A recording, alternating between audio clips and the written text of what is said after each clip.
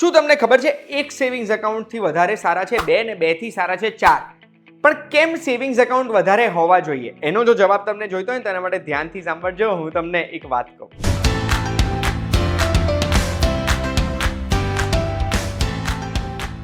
તમને ખબર છે હું કોઈ પણ સેવિંગ્સ એકાઉન્ટમાં 5 લાખ રૂપિયાથી વધારે બેલેન્સ નથી. એટલે અગર મારી જોડે પૈસા હોતા 5 લાખથી વધારે તો હું કોઈ પણ સેવિંગ્સ એકાઉન્ટમાં 5 લાખથી વધારે ના રાખેત કે કોઈ પણ એક બેંકમાં સેવિંગ્સ પ્લસ ફિક્સ ડિપોઝિટ 5 લાખથી વધારે ના રાખું. અને એનું કારણ શું છે? એનું કારણ છે DICGC. DICGC નું ફૂલ ફોર્મ છે deposit insurance and credit guarantee corporation. આ એક એવું કોર્પોરેશન છે જેમણે આપણા બેંક એકાઉન્ટમાં જેટલા બી ખાતા છે ને એ બધા ખાતાનું એક ઇન્સ્યોરન્સ આપેલું છે. એટલે જો અગર એ બેંક ઉઠી ગઈ, લિક્વિડેટ થઈ ગઈ, તો આપણને એ ઇન્સ્યોરન્સની રકમ મળી જશે. આમાં ઇન્શ્યોર્ડ રકમ પ્રિન્સિપલ વત્તા વ્યાજની છે અને ટોટલ ઇન્સ્યોરન્સની રકમ કેટલી છે? બરોબર ગેસ કર્યું તમે, 5 લાખ રૂપિયાની. એટલે આપણું ખાતું કોઈ પણ બેંકમાં છે ને બેંક ઉઠી જાય અને આપણા ખાતામાં 5 લાખ રૂપિયા સુધી છે તો એ બધા રૂપિયા આપણને પાછા મળી જશે. DICGC આપણને એ પૈસા આપશે.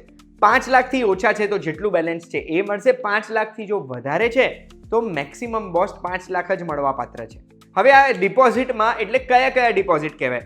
તો આપણું સેવિંગ્સ એકાઉન્ટમાં જે બેલેન્સ છે તે, એના સિવાય આપણું ફિક્સ ડિપોઝિટમાં જે બેલેન્સ છે તે, કરંટ એકાઉન્ટમાં જે બેલેન્સ છે તે, અને એ બેલેન્સની ઉપર જે અક્રૂડ ઇન્ટરેસ્ટ છે, જે વ્યાજ આપણે કદાચ લેવાનું બાકી છે, એ બધું 5 લાખમાં આવી ગયું. એટલે શું એક વ્યક્તિને 5 લાખથી વધારે ઇન્સ્યોરન્સ મળે જ નહીં? ના.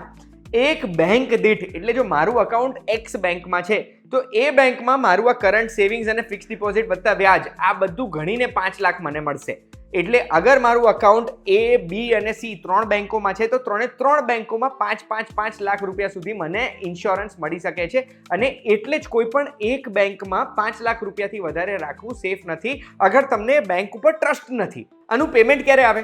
તો ક્યારે બી કોઈ બી બેંક અગર જો લિક્વિડેટ થઈ જાય છે તો એવા સંજોગોમાં પ્રોપર સ્ક્રુટિની પછી DICGC એ બેંકને લગભગ 2 મહિનાની અંદર પેમેન્ટ આપે છે, જે એમના ડિપોઝિટર્સને એ બેંકે આપવાનું રહે છે. એટલે DICGC નું પેમેન્ટ જશે બેંકને અને બેંક આપશે આપણને બેંક લિક્વિડેટ થયાના 2 મહિનાની અંદર.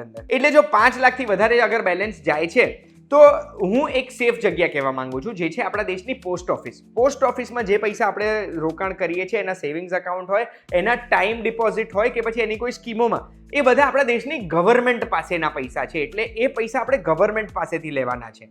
અને ગવર્મેન્ટ જોડે, કોઈ પણ દેશની ગવર્મેન્ટ જોડે જે પૈસા પડ્યા હોય ને એ પૈસા એમ તો સેફેસ્ટ ઓપ્શન કહેવાય, એનાથી સેફ કશું જ ના ગણાય. આશા રાખું છું આ વિડીયોમાં મેં તમને સેવિંગ્સ એકાઉન્ટની અને આ ઇન્સ્યોરન્સની માહિતી આપી હોય. શું તમને આ માહિતી ખબર હતી કે આજે પહેલી વાર ખબર પડી? તમારો જવાબ કમેન્ટમાં મને જણાવજો અને આવી જ માહિતી માટે એક વાત કહું, જોતા રહેજો, આપણે ફરી મળીશું.